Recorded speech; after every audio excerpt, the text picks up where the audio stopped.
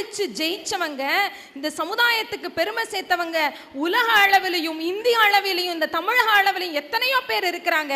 Marie Curie பத்தி படிச்சிருப்போம். தன்னுடைய காதல் கணவன் இறந்த பிறகும் தன்னுடைய துறையிலையும் நோபல் பரிசு வாங்கி தன் காதலுக்கு பெருமை சேர்க்கின்ற விதமாக தன் கணவனுடைய துறையிலையும் நோபல் பரிசு வாங்கி உலகத்திலேயே 2 வெவ்வேறு துறைகளுக்கு 2 நோபல் பரிசு பெற்ற ஒரே பெண்மணி மேரி கியூரி.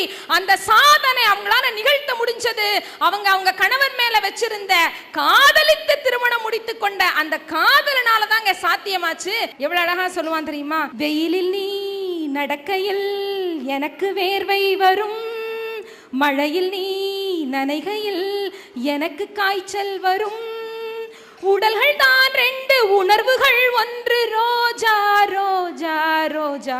2 உடல்களாக இருந்தாலும் ஓர் உயிராக ஒரே உணர்வாக இங்கே நடமாடிக்கொண்டிருப்பது காதல் மட்டும்தான்.